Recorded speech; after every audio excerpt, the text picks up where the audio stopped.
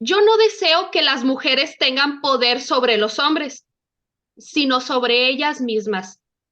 Mary Wollstonecraft. Bienvenidos el día de hoy a la primera temporada y tercer episodio de este podcast Census, el podcast donde estaremos revelando o descubriendo qué hay detrás de lo que percibes. Y en esta tercera emisión titulada Mujer, Estereotipos y Liderazgo, tenemos a una super invitada. Una invitada que tiene bastante experiencia acerca en esta temática, se las voy a presentar. Ella es María Luz Antón y les voy a comentar un poco acerca de su trayectoria. Ella es licenciada en Relaciones Comerciales Internacionales por la Universidad Intercontinental, maestra y doctoranda en Imagen Pública en el Colegio de Consultores en Imagen Pública, con la tesis en curso La construcción de la imagen política de las mujeres al poder. Es estudiante de la maestría en Desarrollo Humano con enfoque centrado en la persona por la Universidad Iberoamericana de Ciudad de México. Además de varias certificaciones y diplomados, ella es consultora en imagen pública y desarrollo humano con enfoque centrado en la persona y aplicando la perspectiva de género. Realiza diagnósticos de necesidades, diseños y evaluaciones de proyectos para la facilitación del crecimiento personal, grupal y organizacional en diversos ámbitos de la vida pública como político, empresarial, organizacional y educativo.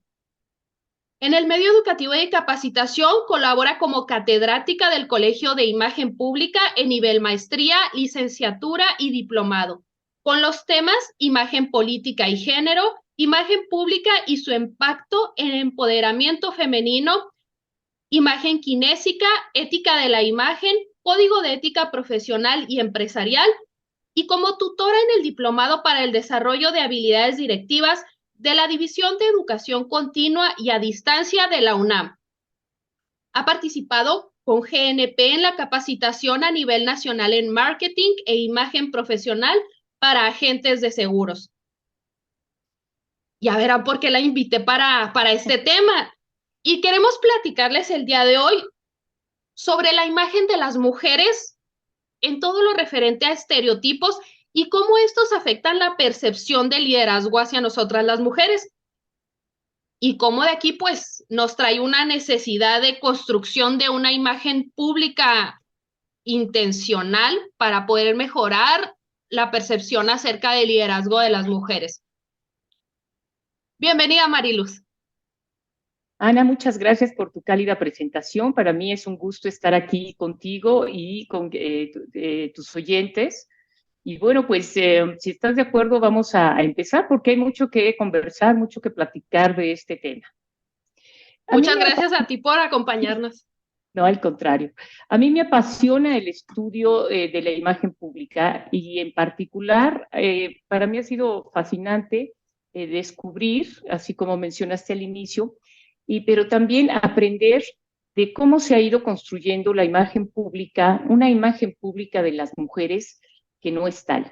Y esa imagen pública pues tiene que ver con arquetipos, tiene que ver con estereotipos y lo que se desprende de ello, ¿no? Desde el prejuicio e incluso llega hasta las acciones como la discriminación.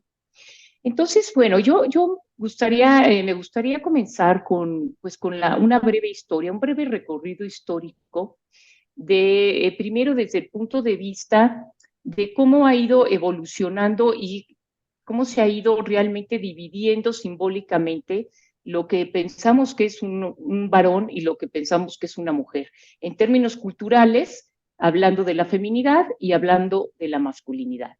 Y esto tiene que ver desde los mitos, ¿no? Los mitos que le dan y que aparecen y que le dan cohesión a estos primeros grupos humanos a partir de la segunda revolución, digamos, humana, que es ya la práctica de la agricultura, cuando se domestican las plantas, se empiezan a domesticar también algunos animales, y entonces esos grupos nómadas comienzan a ser pues unos grupos sedentarios, ¿no?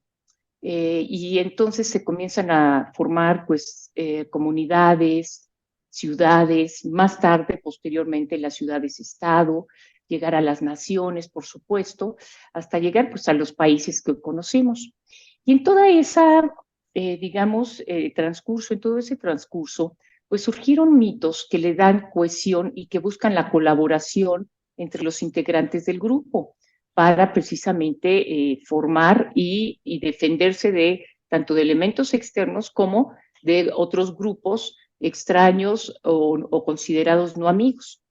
Uno de esos mitos, y así se maneja, digamos, muchas antropólogas que practican, más que practican, aplican la perspectiva de género a sus estudios en antropología, es precisamente el género. Esa división de las personas que tiene que ver con el nacimiento, ¿no? Con el sexo observable, y a partir de ahí, pues ya desde esas primeras horas de nacimiento, bueno, pues se ha dicho que la mujer va a tener esta trayectoria, este futuro, y el varón este futuro, ¿no? Y en esa división simbólica, pues lo que sucede es que hay y se forma una relación política asimétrica, en donde todo lo asociado al varón es valorado socialmente y lo asociado a la feminidad es subordinado al varón. Entonces esto es muy interesante porque primeramente cuando aparece la filosofía intelectual, ¿sí? Cerca de Grecia y sobre todo en Mileto con los primeros filósofos que se denominan los presocráticos.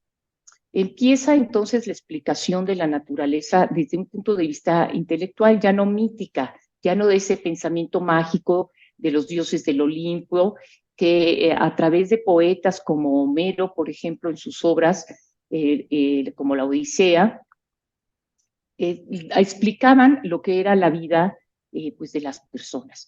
Entonces, con la aparición de la filosofía intelectual, tales de Mileto, y hasta llegar, por supuesto, posteriormente a Sócrates, con Platón y en particular con Aristóteles, se explica que en las mujeres, por ejemplo, por su tamaño, al ser más pequeñas que los varones y al tener una cavidad craneal también pequeña en comparación a los varones, entonces eso era un argumento para decir que no podían filosofar, que no podían argumentar.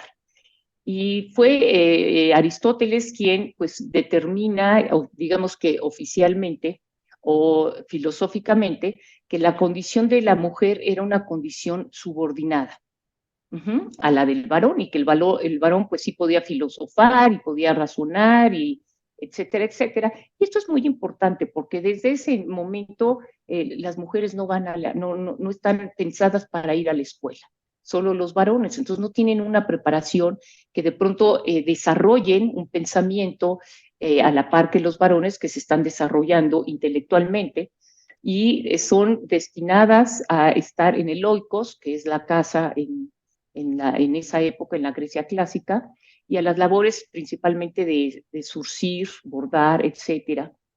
Y bueno, ¿no? A grandes rasgos eso para no quemarme el tiempo en esta época, pero lo que es importante que esto pues sustenta lo que viene después cronológicamente, si seguimos las divisiones en Occidente, pues viene la Edad Media, ¿no?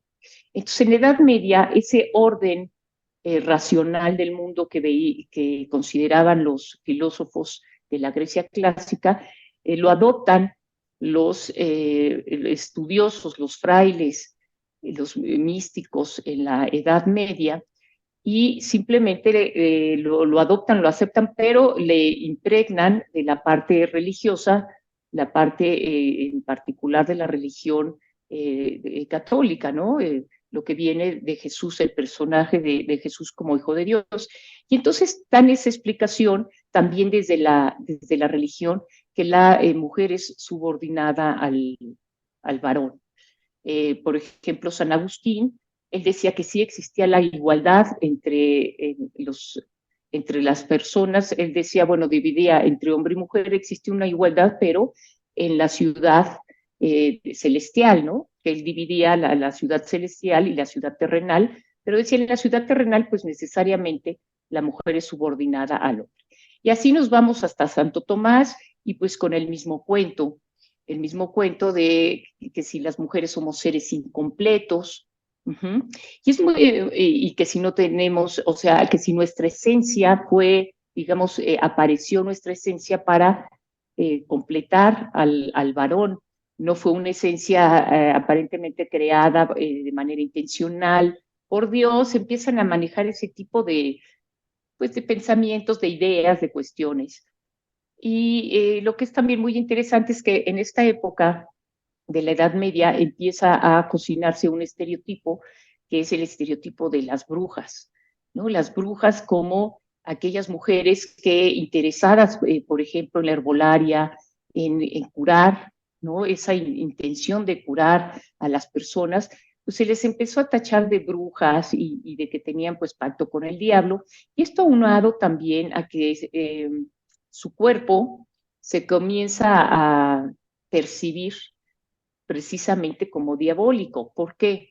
Hay un par de explicaciones, pero una que a mí me hace mucho sentido es que ya para esta época, pues ya estaba el celibato, el celibato que San Agustín, digamos, pues aplicó e implicó a todos los estudiosos de la vida de Dios, a todos los teólogos. Y entonces el celibato, pues, para decirlo realmente, les prohíbe a los frailes, a los teólogos, tener pues esas relaciones sexuales, que es un impulso sexual humano. Y entonces ellos empiezan, a mí me parece que de manera natural por la biología, pues a sentirse seguramente alguna excitación con las mujeres y conste que en esa época pues no hay el pretexto de que traía una ropa sexy ni nada, en la Edad Media todos andaban con túnicas y entonces se empezaban pues a inquietar. Y entonces la explicación es que si me inquietan las mujeres es porque tienen algún pacto pues con el diablo, ¿no? Entonces ahí Sí, es empieza a culpa de ellas, cocinarse. ¿no? Ajá, sí, exacto. Es culpa de ellas, ¿no? ¿Qué están haciendo? Y me empiezan a inquietar y la carne es débil y se empezaban a golpear, pero también muchos, no todos, y como sucede actualmente, pues llevaban una doble moral, ¿no? Ese estereotipo de la bruja evolucionó hasta los primeros colonos que llegaron a América. Están las famosas brujas de Salem, también en Escocia, muchas brujas o supuestas brujas las quemaron, otras las ahogaron en el río con piedras amarradas por esa creencia de que participaban pues en aquelarres, en esos bailables para el diablo y todo eso, ¿no? Entonces, bueno, ahí hay un estereotipo que se empieza a cocinar y después que incluso las mujeres que tenían el cabello rojo, pues automáticamente eran asociadas al infierno por el color rojo. En fin, pues era, sí, la ideología o el pensamiento de esa época, yo lo sé, sin embargo, pues en contra de los magos, pues también tenemos el personaje de los magos, como el mago Merlín, que aconsejaba a los reyes, ¿no? Y acá pues las brujas Claro. asociadas a lo maligno, a lo diabólico. Si seguimos con el tiempo, pues ya al final de la Edad Media, pues empiezan las mujeres las reinas, digamos, poderosas, esposas, consortes poderosas, a gobernar palacios como esposas. Sin embargo, tenían un nivel de autoridad bastante alto, ¿no? Para la época.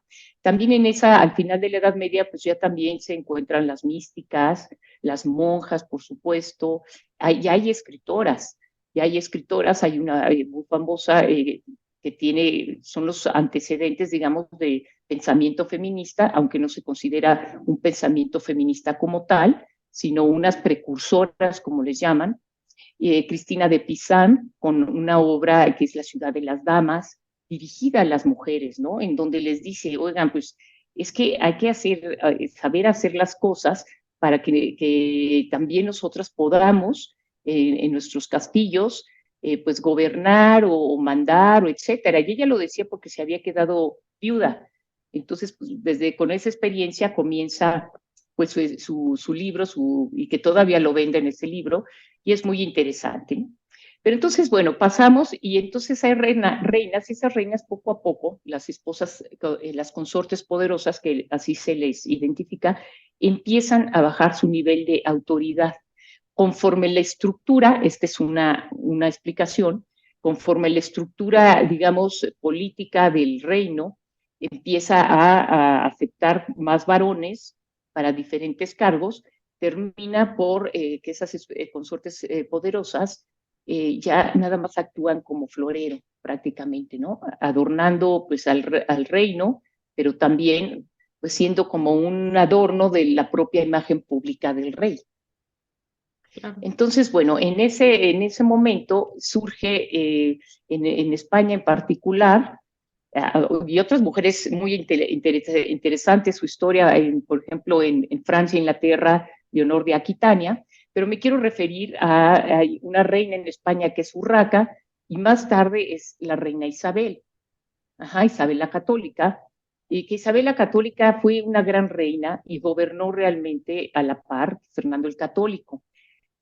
Haciendo una historia de su imagen pública, pues es una mujer desde joven educada, muy bien educada para ser princesa. No se suponía que ella llegara a ser reina, porque tenía pues, un medio hermano siendo rey que era Enrique y otro hermano que era el sucesor de Enrique, pero bueno, por situaciones de la vida ambos mueren y ella tiene que también fijarse como reina, es más, se corona, autocorona reina con pues el apoyo de algunos nobles. Digamos, mancha que tiene la imagen pública o crisis que diríamos hoy que tiene la imagen pública de Isabel la Católica, pues es el tema de la Inquisición. El tema de la Inquisición que pues de pronto pues lo que dicen sus biógrafos es que ella lo que buscaba era unificar al Reino de España, al final lo consigue, porque también, pues, gracias a ella, intelectualmente, digamos, es la autora intelectual de que los musulmanes, o sacar a los musulmanes de la parte del sur de España, que ya tenían, pues, los 8 siglos, etcétera, y lo consigue, ¿no? Pero después de eso es unificar a España, al reino, y ella pensaba, y su estrategia era que a través de la religión, al ser ella muy religiosa, muy devota, muy católica, ella como mujer, si analizamos su imagen ya política, cuidó mucho y manejó muy bien el género, porque pues Fernando el Católico pues era, como dicen, un monarca, pero un monarca totalmente patriarcal, ¿no? Pues lo que mando yo y lo que digo yo. Y ella supo manejar muy bien y, digamos con mucha prudencia, que la prudencia pues es una virtud ética, cuándo darle lugar al rey y cuándo ella definir esto me toca a mí porque yo soy la reina de Castilla. Y esto se ve porque en las monedas, cuando quienes estudian las monedas ven y observan que el mismo tamaño de la moneda y en la misma moneda, en ambas caras, en una estaba Fernando el Católico y en la otra Isabel la Católica, al mismo tamaño, o sea, no había una reducción de imagen y que eso es un signo de que el poder se estaba compartiendo por igual. También hay una especie de verso, ¿no? Que dice, tanto monta tanto Isabel como Fernando, que surge también de esa época, es lo que se dice, ¿no? Quienes estudian a Isabel la Católica. Bueno, entonces seguimos y ella es como que de los primeros antecedentes de una reina por derecho propio. En España las leyes permitían que las mujeres reinaran y a muchos nobles no les gustaba, otros sí, eso pues ya es otro tema, pero bueno, reinó. Y reinó y con ella y con el apoyo de su esposo, que por cierto el esposo, Fernando el Católico, es uno de los personajes en que Maquiavelo estudia y analiza para hacer su obra en el Renacimiento, su obra del príncipe, ¿no? De cómo manejar el poder. Y Fernando el Católico es uno de esos personajes en quien se inspira y analiza y le sirve, digamos, para realizar su análisis Maquiavelo. Después de Isabel II, perdón, de Isabel la Católica, encontramos, por ejemplo, a Elizabeth II en Inglaterra, otra gran reina, que construye, y yo pienso, estas ya son hipótesis mías, de acuerdo a mi investigación, que ya construye una imagen política muy, muy intencional a partir pues, de la historia que se cuenta de Isabel la Católica. Es más, o sea, la hija de Isabel la Católica, Catalina de Aragón, fue pues, la primera esposa de Enrique VIII, ¿no? El padre de Elizabeth II, que ya después, pues ya sabemos que se divorció para casarse con Ana Bolena, la madre de Elizabeth II. Aquí a lo que voy es que Elizabeth II es un estudio de liderazgo, un liderazgo muy, muy bien, o sea, muy integral, muy carismático, pero también un liderazgo muy firme. Y aparte, además de ello, construye una imagen pública como la Reina Virgen. Y es muy, muy abusada esa estrategia, porque lo que sucedió cuando se casó Enrique VIII con Ana Bolena fue que pues, se alejó de la Iglesia católica, apostólica y romana, del Papa, y es cuando pues, entra el protestantismo, la Iglesia protestante a Inglaterra, y entonces había un vacío, porque la gente pues, acostumbra a pedirle a la Virgen, ¿no? Entonces encuentro un vacío de que ahora, pues, ¿a quién le voy a pedir? ¿A quién le voy a pedir que interceda por mí, por mis necesidades, por mis aflicciones? ¿No? Que es parte de lo que es la fe, ¿no? El sentirme escuchado, etcétera. Y entonces, con el protestantismo también, pues las imágenes de los santos y de la Virgen, por supuesto, se retiran. Y entonces comienza Elizabeth I a construir su imagen pública como la Reina Virgen. Incluso pues, es conocido que nunca se casa, pero también la apariencia virginal. Uh-huh. De ahí podemos seguir, también te dejó en la tierra mejor que como la encontró. Así, eso es indiscutible. En su reinado, pues llegan, por ejemplo, los ingleses a lo que posteriormente fueron las 13 colonias. Incluso, pues, uno de los estados le ponen Virginia en honor a la Reina Virgen.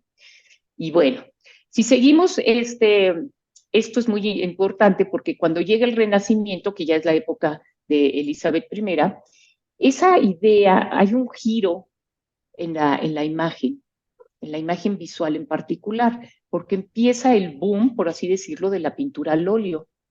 Y la pintura al óleo comienza a pintar al cuerpo humano, que se estudiaba mucho el cuerpo humano, sus proporciones. Recordemos pues ese gran dibujo de El hombre de Vitruvio que retoma Da Vinci, precisamente de Vitruvio.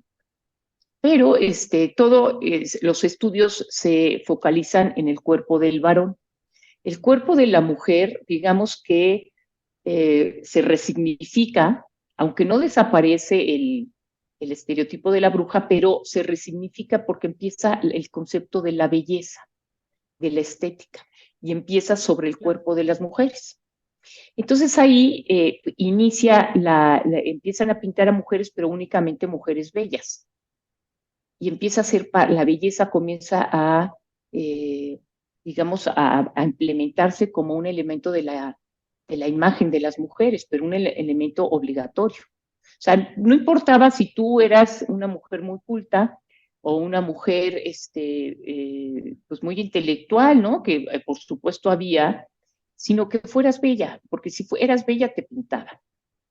Entonces, bueno, ahí empieza otro que hasta nuestros días es una de las obligaciones estereotípicas de género o mandatos de género, que las mujeres tienen que ser bellas. O sea, no es malo ser bella, como dice Susan Sontag, sino lo malo es la obligación de ser bella.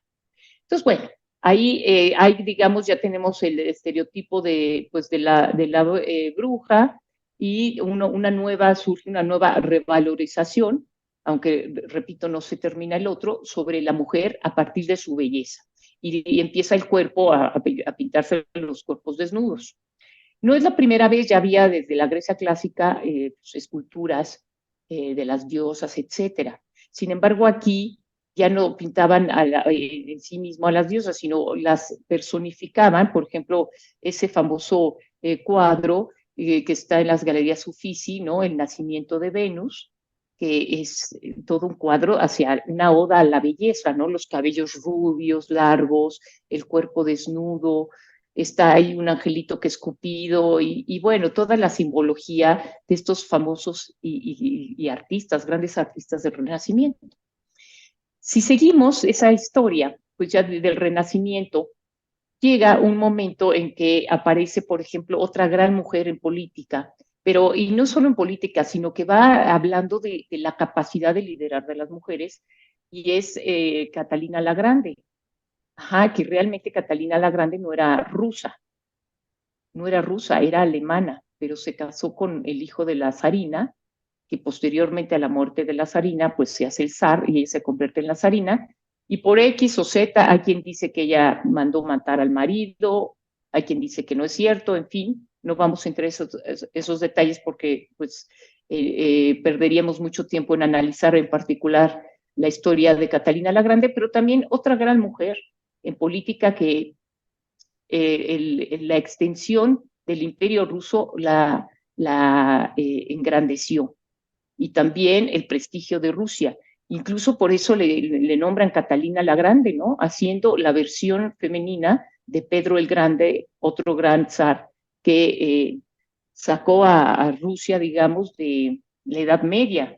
Y Catalina trata de hacer lo propio, pero bueno, ella es autodidacta, lee a Voltaire, por ejemplo, que ya estaban las ideas, y a Robespierre, que ya estaban las ideas de la Revolución Francesa, y una mujer también muy culta, utiliza la vestimenta precisamente para, eh, digamos, empatizar con el ejército, monta caballo y monta caballos grandes y la pintan con caballos de veras grandes para simbolizar que ella conduce las riendas de un gran imperio como lo era en ese momento el imperio ruso.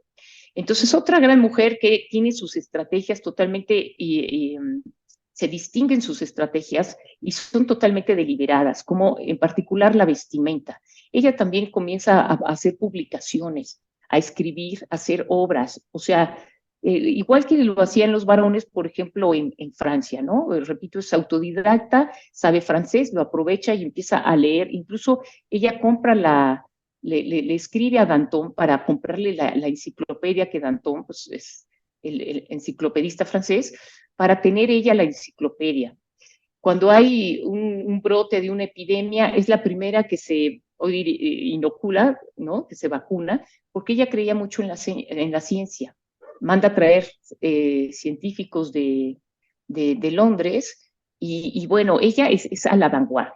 Estando en ese momento, empieza, y para hacer, digamos, a lo que vamos, llega la Revolución Francesa. Y esa Revolución Francesa, pues simbólicamente y literal, al cortarle pues, la cabeza a Luis XVI, a María Antonieta, pues están simbólicamente cortando con la idea de la monarquía.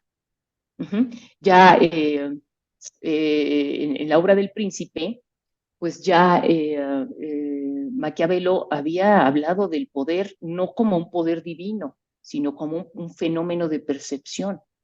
Ajá, entonces el poder es un fenómeno que se percibe, en eso consiste su análisis, ¿no? ¿Qué hacen estos personajes como Fernando Aragón, de Aragón, para mantener el poder y mantener la autoridad y legitimarse? Bueno, todo eso, ¿no? Entonces, eso estaba esas ideas, por ejemplo, cuando llega a la Revolución Francesa, pues hablan de que el poder del monarca no es tal, lo guillotinan, y la Primera República, que clamaba libertad, igualdad y fraternidad, desconoce oficialmente y legalmente a las mujeres.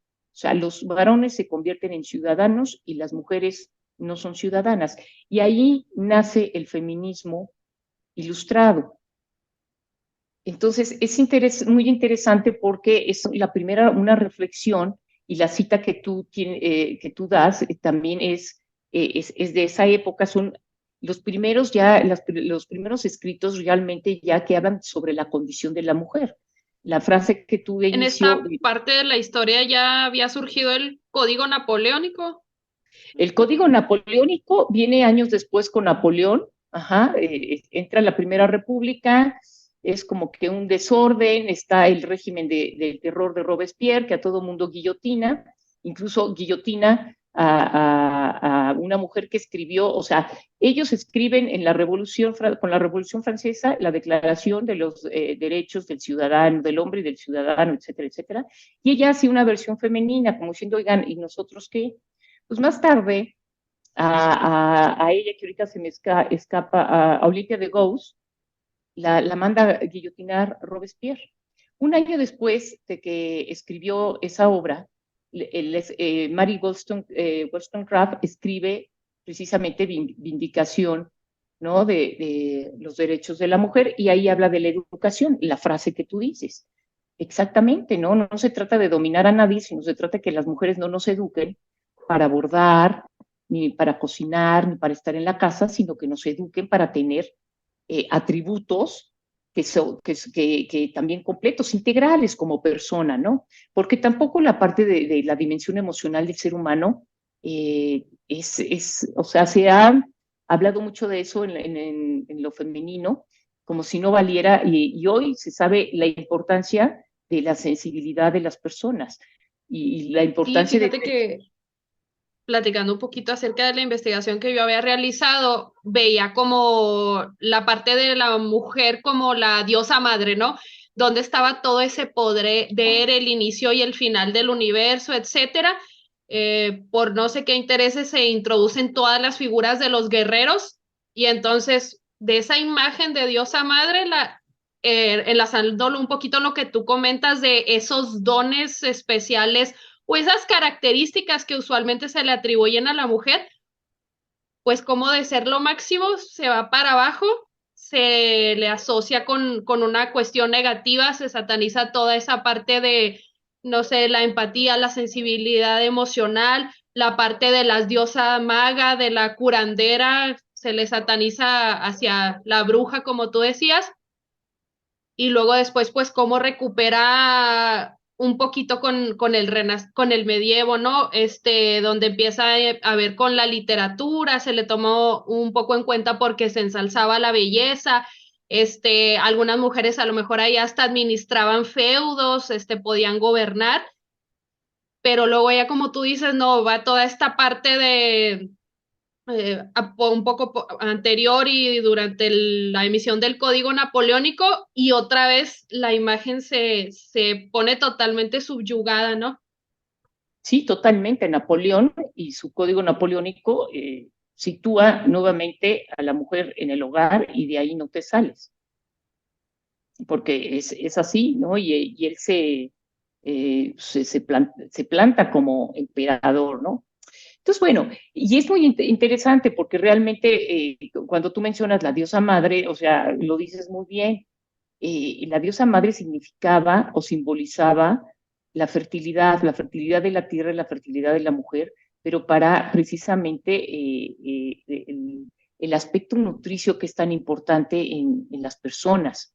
Pero eso se hizo como excluyente, como si solo pudieras tener eso y el varón solo pudiera tener lo otro, y son los Claro, ya si a un estereotipos. varón lo asociábamos con características femeninas, uy, olvídate, porque lo peor que te puede pasar es ser mujer, ¿no? Entonces, de ser un don, ahora vemos lo femenino como algo negativo.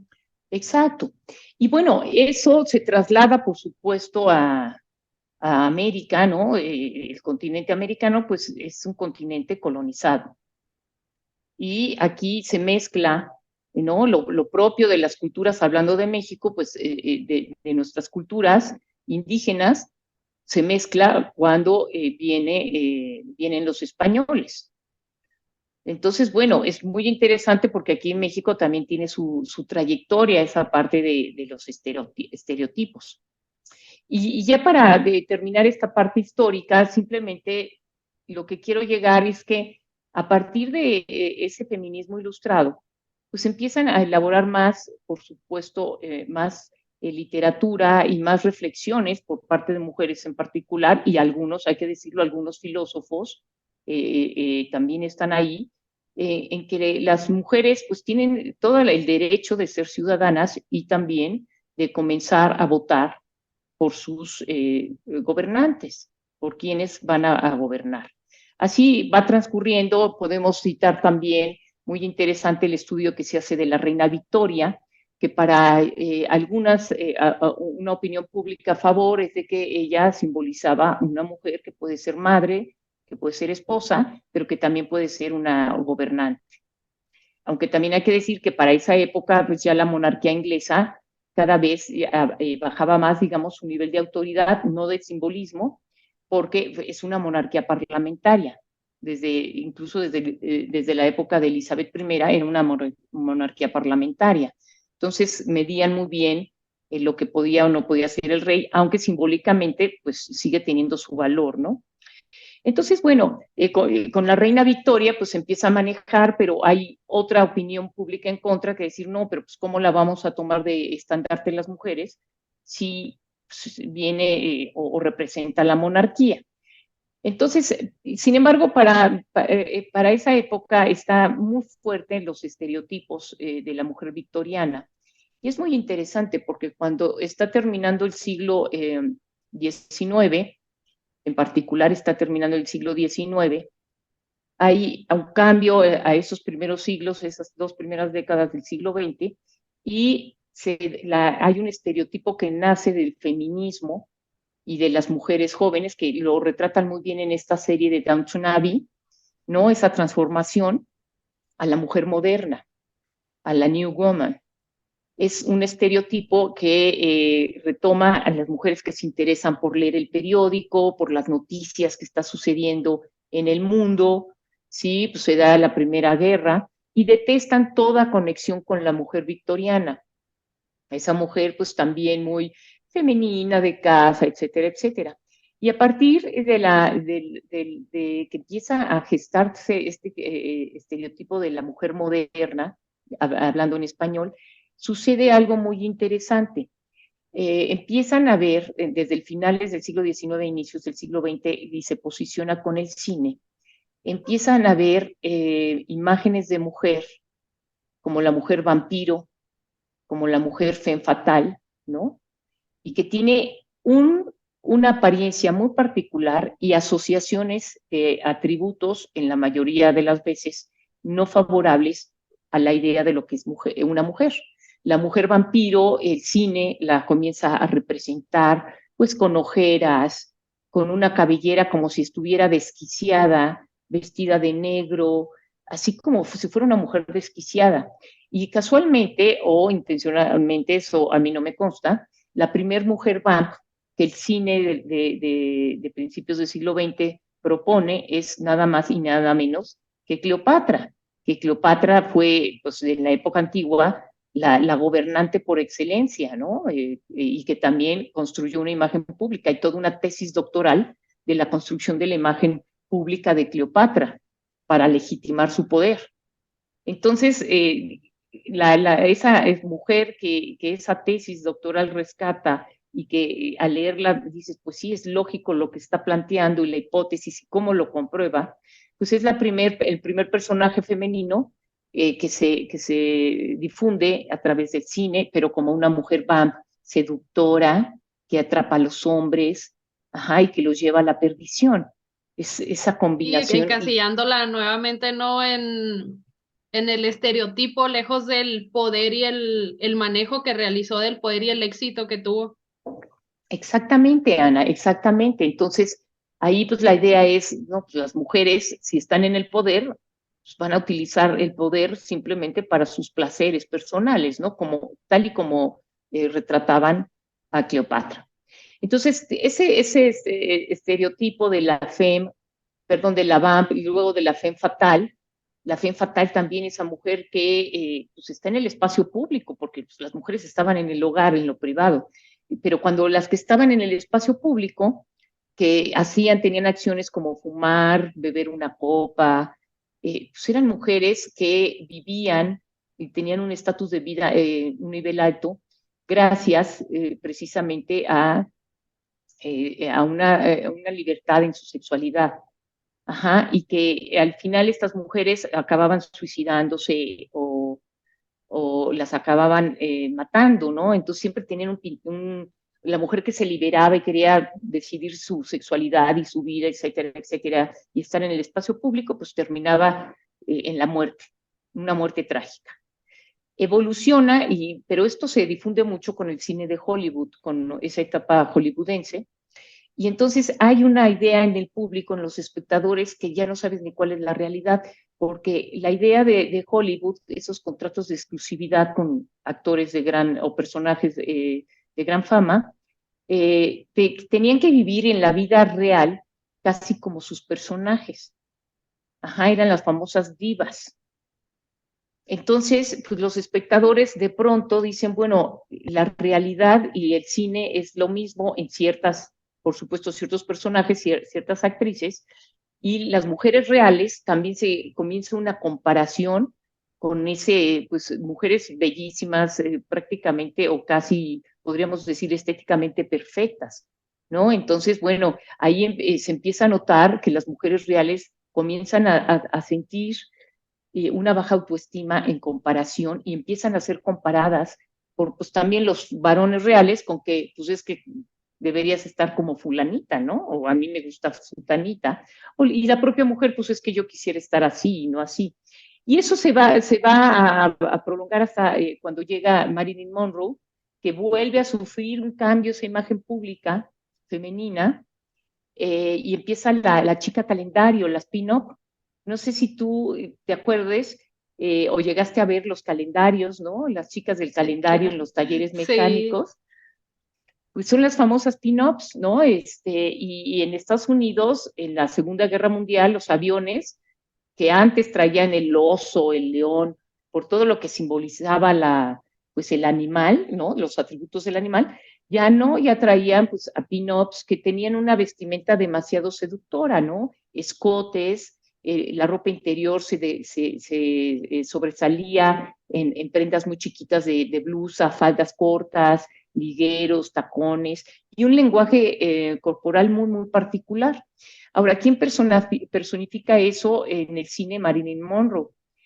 Incluso a Marilyn Monroe también la comienzan a presentar como seductora, pero añiñada, ¿no? Es aparentemente, o la mayoría de sus películas, es una mujer seductora, pero añiñada.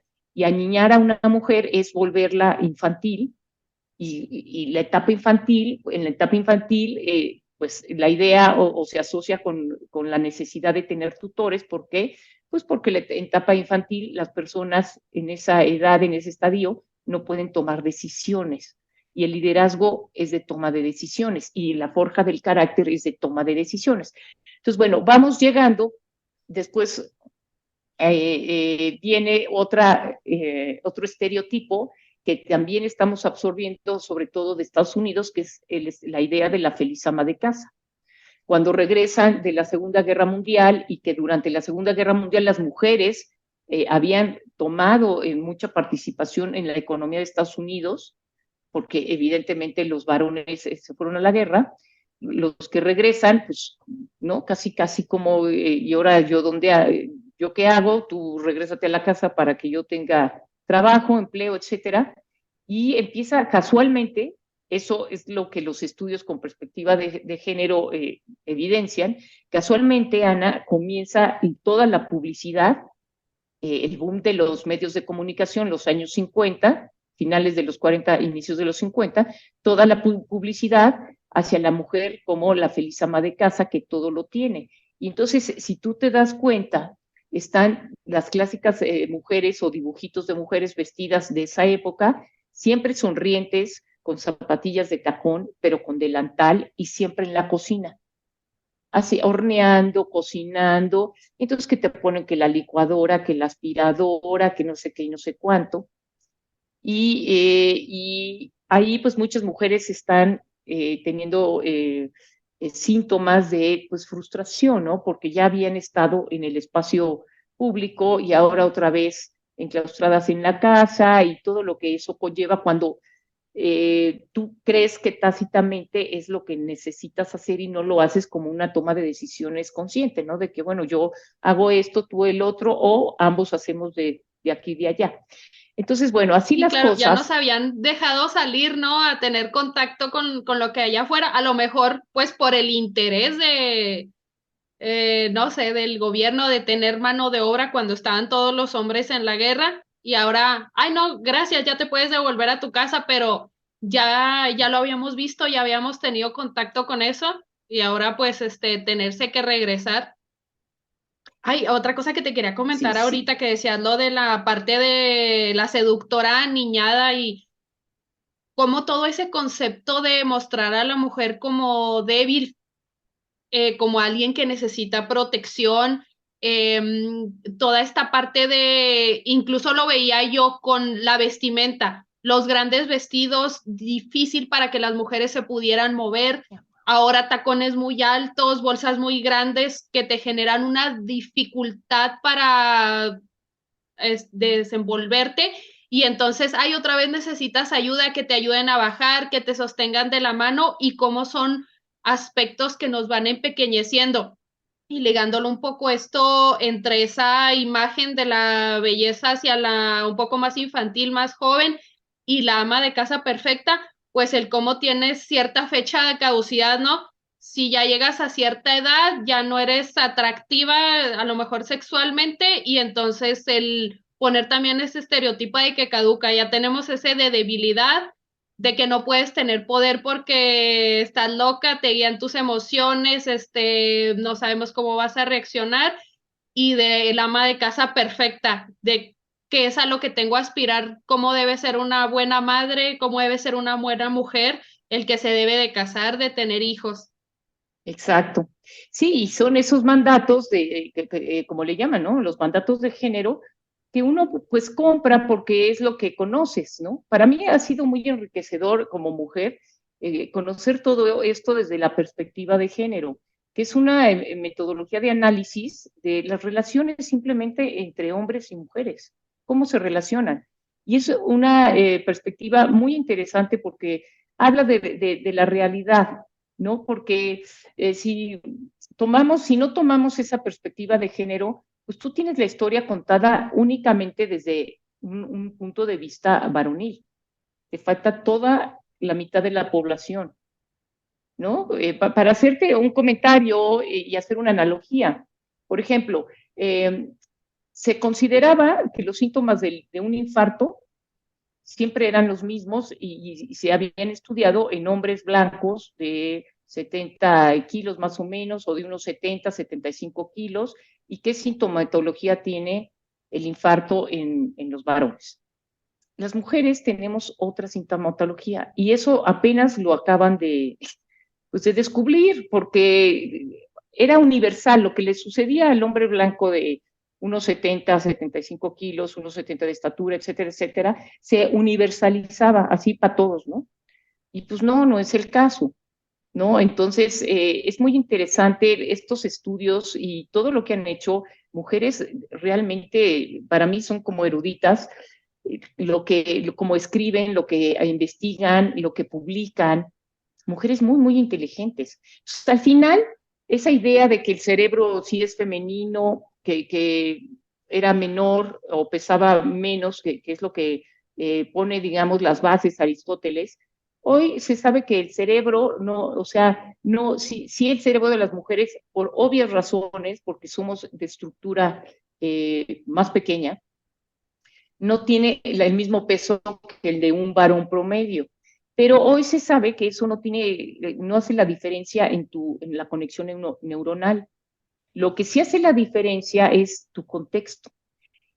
Hombre o mujer, varón o mujer, si nace en un contexto que favorezca, y es lo que ve el desarrollo humano, que facilite tu desarrollo personal, tu crecimiento también intelectual, lo vas a hacer sin importar si eres varón o si eres mujer, porque el cerebro Claro, funciona en ambos casos. lo veía yo toda en esta parte de las neurociencias, que estaba yo en mi investigación hacia las mamás, ¿no? ¿Cómo digo que no te modifica ser mamá si hormonalmente, si químicamente tu cerebro sufre una transformación, tu amígdala cerebral sufre una transformación irreversible al tener un hijo? Entonces, pues veía yo esta parte de cómo si hay esa diferencia, no sé, entre las sustancias que se producen en el cerebro de un hombre y lo vuelve más arriesgado para tomar decisiones, como el cerebro de una mujer a lo mejor la vuelve más sensitiva. Pero precisamente veía yo esto que tú comentas, ¿no? Con una capacitación igual en liderazgo, con acceso a información, con todo este tratamiento a lo largo de su vida, tanto familiar como social, ambos pueden desempeñar esas cualidades que tiene el cerebro del otro a su favor, ¿no? Para posiciones de liderazgo, para posiciones de poder. Y quería rescatar también algo que me gustó mucho ahorita que comentaste acerca del género. Pienso que es importante para nuestros escuchas el delimitar en que nosotros ahorita estamos hablando a lo mejor de lo que conocemos típicamente como género masculino o femenino, no significa que no estemos tomando en cuenta otras preferencias, etcétera. Pero bueno, no sé, al menos mi investigación va muy delimitada a algo así binario. No sé, tú, Mariluz, porque yo veo como que no le alcanza a uno el tiempo bueno, en su investigación tiene que decidir cuál va a ser su alcance, ¿no? Esto es lo que voy a tomar en cuenta, acerca de esto voy a analizar. Entonces, pues qué padre, ojalá después podamos desarrollar otro tema ya más amplio en cuanto a poderles mencionar respecto a otros géneros, a otras preferencias, pero sí, por eso bueno, al menos yo por eso lo estoy mencionando de esta manera, porque es en lo que he investigado, creo que es en lo que he investigado también acerca, Mariluz, no sé qué nos puedas comentar de eso. Sí, y qué bueno que sacas ese comentario y que lo pones en la mesa de conversación, porque así es. O sea, yo lo que investigué es cuando se aplica esa perspectiva de género, precisamente sobre la idea de lo binario, ¿no? El hablar de hombre, mujer, digamos, esas dos categorías que tienen que ver con el sexo biológico binario, varón o hembra. ¿Por qué? Porque también mi primer interés fue sobre cómo desde la imagen pública y el manejo de la percepción, precisamente contraatacar estos estereotipos que se han venido formando, pues como ya mencionamos, históricamente en Occidente, hablando de nuestros periodos históricos en Occidente. Por supuesto, va a llegar un momento en que se tenga que actualizar estos estudios a lo que la sociedad está demandando. Eso es un hecho. Y entonces, Así seguramente, es. pues ya también habrá quienes ya cuenten también con estudios, casos de estudio, literatura publicada en revistas arbitradas, en fin, de ampliar este conocimiento que ahora estamos simplemente iniciando o mencionando, compartiendo a partir de la información que tenemos como base para lo que sigue. Ajá. Entonces, qué bueno que lo mencionas.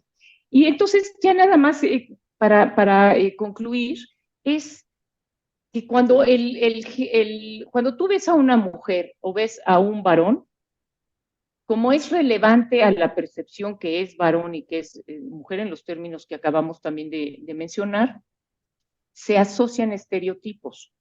Ah, pues las mujeres son o las mujeres deben ser, los varones son o los varones deben ser, porque ellos también, hay que decirlo, o sea, eso de que no puedas expresar tus emociones porque, no sé, si no chilles porque tú eres niño, que eso era muy Claro. cultural o es muy cultural, o solo chillan las niñas o solo lloran las niñas. Imagínate el costo emocional que eso tiene en un ser humano.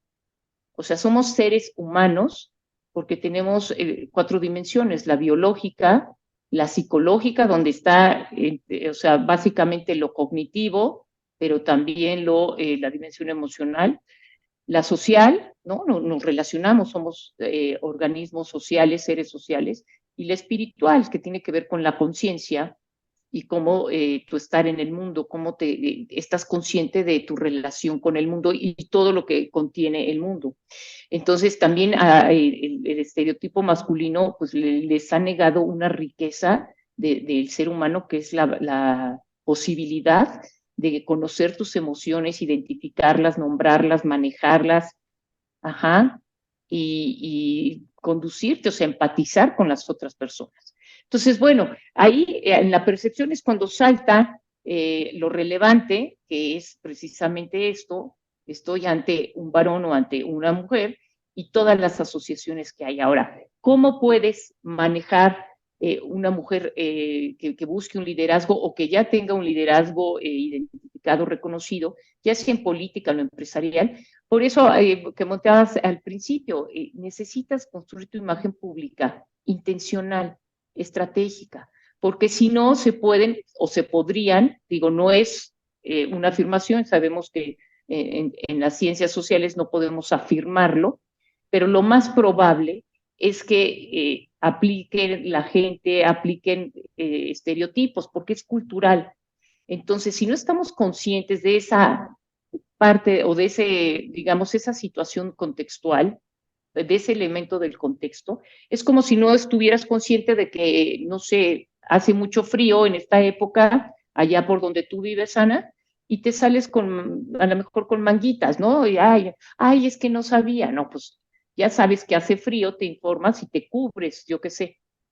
Es lo mismo, si sabemos que hay esta situación cultural, al contrario, cuando construimos nuestra imagen pública intencional, estamos ayudando a la causa a derribar, a deconstruir los estereotipos. ¿Por qué? Porque estamos también proponiendo nuevas imágenes mentales. Tú y yo sabemos muy bien que la imagen mental es lo que crea una imagen pública, es la percepción que se queda cada persona o la huella que deja la persona, una persona en ti. Entonces estamos ayudando a modificar esas imágenes mentales y eso, no te puedo decir en cuántos años, yo no lo sé, pero va a llegar un momento en que se logre ese cambio cultural, en que los varones no necesariamente tengan que estar en la guerra, ni ser feos, fuertes y formales, y las mujeres pues no necesariamente tengan que cargar con toda la historia, con esa backpack que tenemos de que te debes portar así, debes hacer así, y sobre todo el respeto simplemente entre las personas, ¿no? Entre todos los seres humanos, el respeto y respetar la dignidad humana. ¿Cómo ves, Ana? Claro, hacernos conscientes y pues cómo afecta esto en el liderazgo en ambos, para ambos, tanto para varones como para mujeres, ¿no? ¿Qué se espera de ellos? Y yo creo que cómo pueden utilizar esos estímulos que emiten a su audiencia, toda esa parte de cómo son percibidos, si son conscientes primero que nada, como nos dice Mariluz, bueno, ¿qué de ahí puedo utilizar que me puede funcionar para ejercer un liderazgo que me lleve al éxito que yo necesito, ¿no? Dependiendo de lo que hace cada quien. Porque, ojo, tampoco estamos diciendo que ser esa ama de casa abnegada está mal. Pero ¿qué pasa cuando no lo quiero ser? Cuando quiero mostrar otra imagen, cuando quiero Exacto, generar cierta percepción de que soy líder y estoy limitado por ese estereotipo. ¿Cómo le puedo exacto. hacer para combatirlo precisamente? Y es muy pertinente que lo menciones porque tampoco es obligación, hablando de las mujeres, convertirnos en líderes. O sea, aquí lo que se trata es estar conscientes y tiene que ver con el autoconocimiento, ¿no? ¿Qué quiero? O sea, ¿cuál es mi propósito? Y a partir de esa conciencia, pues tomar las decisiones. Y es muy válido si quieres estar en tu casa, si te quieres salir a trabajar, si quieres, es súper válido. Cada quien define y decide pues esas decisiones, ¿no? Por supuesto. Y también es muy pertinente de lo que dijiste ahorita, recordé algo que no he mencionado, que existe y está documentado en una organización en Estados Unidos, un dilema hacia el liderazgo de las mujeres. El dilema es que si eres muy sensible, Femenina. muy cercana, muy femenina, no te toman en serio como líder.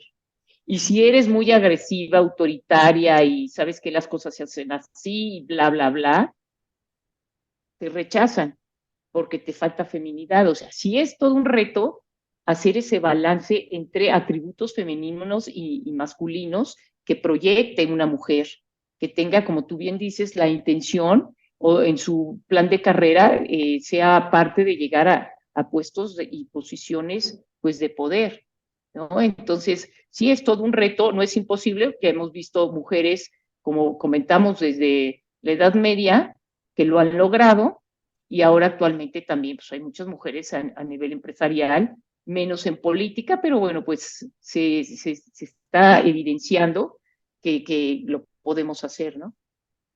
Sí, claro, no, porque ya es todo un tema, ¿no? Ya platicamos acerca de el ingreso de la mujer en la vida laboral, pero pues también está su posterior ingreso en la política, ¿no? Que también, pues, qué mayor ejemplificación de poder y liderazgo que el poderte, no sé, parar ahí, el abrir un camino como Margaret Thatcher.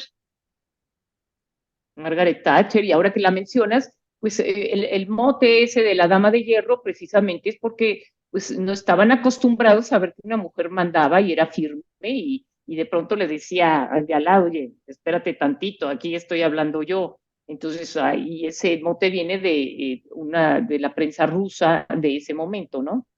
¿No? Que empezó a decir es que la dama de hierro y luego se le aplicó a otras mujeres como Golda Meir también de Israel, ajá, y creo que también a, no, bueno, no recuerdo si alguien más, pero sí se le aplicó a dos, tres mujeres de esa época ese pues apodo, ¿no? De damas de hierro, porque pues ahora sí que mujeres no parecen, ¿no? Son damas, pero de hierro. Y Margaret Thatcher en Fíjate, particular, sí, no incluso nada más de, respecto a ese término, me ajá, acuerdo mucho que antes de tener contacto con todos estos temas, alguna maestra en la carrera nos llegó a mencionar que incluso a las mujeres que a nivel industrial alcanzaban puestos de mandos altos, también las señalaban como algo así como mujeres de hierro, ¿no? No es el caso de Margaret Thatcher, porque ella sí tenía hijos, pero a estas eran mujeres solteras, sin hijos, ya de una edad ya a lo mejor no reproductiva, entonces a lo mejor ya se les encasillaba que para poder llegar a esos puestos tenías que tener esas características, ¿no? Porque si tienes hijos, si tienes esposo, pues no tienes tiempo suficiente para dedicarle a la empresa u otras creencias, estereotipos que hay.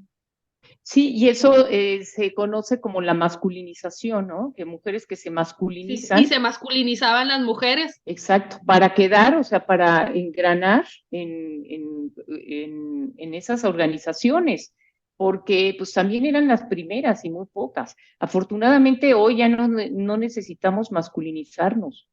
O sea, lo que sí necesitamos es pues, esa deconstrucción de estereotipos y que las personas trabajemos, colaboremos, ¿no?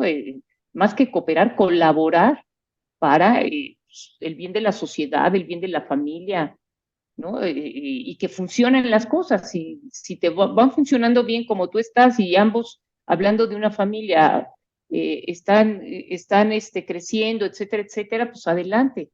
Pero precisamente es ya un cambio de paradigma cultural, ¿no?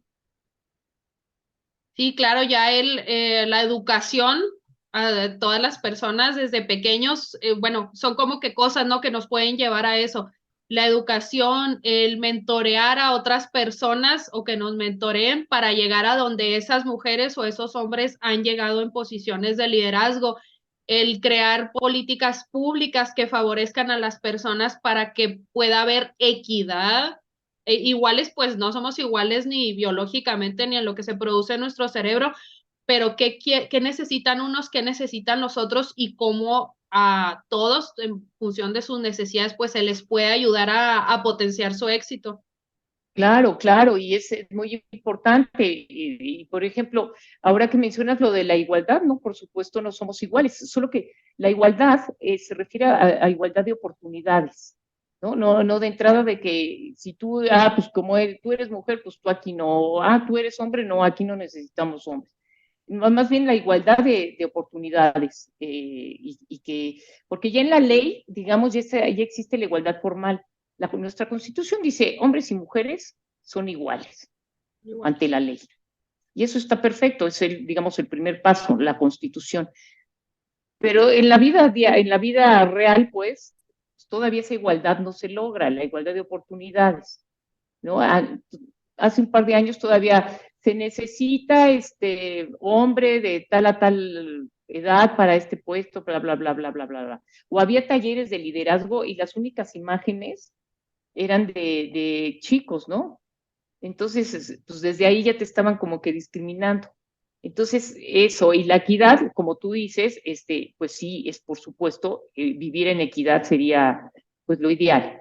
Y ojalá, no sé, en algún momento, pues esto puede sonar muy idealista, pero pues no es imposible, ¿no? Pensar, y lo digo desde el desarrollo humano, pensar que las personas colaboramos para prosperar todas, ¿no? Y para desarrollarnos todas como seres humanos. Sí, yo creo que pues finalmente es a lo que muchos aspiramos. Y yo creo que este tema nos daría para mucho más tiempo. Sí. A todas les digo que vamos a hacer segunda parte del episodio porque hay muchísimas cosas que platicar. Tanto hay mucha gente que le llama mucho atención todo este contexto histórico que tocamos. A lo mejor alguien se está preguntando, bueno, ¿y por qué nos platicaron tanta historia, no? Porque de ahí Ajá. surgen todos esos símbolos, toda esa mochila, como dice Mariluz, que traemos cargando, y por eso ahorita nos perciben como nos perciben. Y en función de esos cambios que podamos hacer de las imágenes mentales, de esos prejuicios, porque pues siempre vamos a juzgar y estereotipar por naturaleza, ¿no? Pero ¿cómo respondemos ante eso? ¿Cómo lo concientizamos y llevamos nuestro actuar a ese grado de poder responder en función de hechos y no de todas esas imágenes mentales, de aquellas imágenes que pues no nos traen cosas positivas para ese desarrollo que nos comenta Mariluz? Entonces, te agradezco muchísimo por habernos acompañado, Mariluz. Bueno, yo me la pasé, disfruté mucho este tiempo, Ana, de verdad, muchas, muchas gracias. Eh, lo repito, me apasiona hablar de esto, investigarlo ha sido una de las mejores oportunidades en mi vida. Y bueno, pues aquí cuando quieras la segunda parte, pues estamos para la segunda parte. Muchas gracias, Mariluz. Y pues para nuestros queridos escuchas, les hablamos mucho acerca de cosas que han pasado en otras partes del mundo. Tocamos un poco lo que se refiere a México. Me gustaría dejarlos ya nada más con la reflexión de una historia, una historia relacionada con América Latina, un relato náhuatl de Huitzilopochtli y Coyolxauhqui, la cual narra Villalobos. Y únicamente para cerrar, para que ustedes se queden reflexionando de esta relación de la mujer, el poder, el liderazgo, los estereotipos y cómo sus implicaciones pues llevan a la percepción actual del género y el poder. Todo era oscuridad en ese inmenso espacio en donde habitaba la diosa de la tierra llamada Coatlicue, la de la falda de serpientes. Tiene figura humana, la falda ornamentada con serpientes y una calavera en la cintura. Ella es mitad muerte y mitad vida, y ha procreado a las estrellas Citlalis, que ahora habitan en el cielo, y es madre de la diosa Coyolxauhqui. La Coatlicue se embaraza con la pluma de un colibrí y tiene en su vientre a Huitzilopochtli, el colibrí zurdo o hechicero, deidad que llenará las advocaciones divinas de su futuro y poderoso pueblo. Coyolxauhqui se da cuenta del embarazo de su madre e, invadida por los celos, intenta que su hermano no nazca y planea la muerte de la Coatlicue. Huitzilopochtli, aún en el vientre materno, se entera de la macabra intención de su hermana y provoca el parto saliendo de la falda de serpientes de su madre, convertido en guerrero con la fuerza de un adulto. Sosteniendo con su mano una macana, embosca a Coyolxauhqui, a quien le quita la vida y descuartiza. Sepulta después a Coyolxauhqui en el fondo de un barranco, con lo que ella se convierte en piedra y sube en forma de luna. Desde entonces, el cielo, durante las noches, es iluminado por las estrellas y por la luna. Los invitamos a seguirnos por este medio y en redes sociales. Nos encuentran como AZ Consultora en Facebook y TikTok y consultoría.az en Instagram. Con gusto recibimos sus sugerencias. Si hay algún tema que quieren que estemos abordando en nuestras entregas quincenales, de igual forma a través de nuestra página web www.azconsultora.com. Mi nombre es Ana Olivas y esto fue Census, el podcast donde estaremos revelando qué hay detrás de lo que percibes.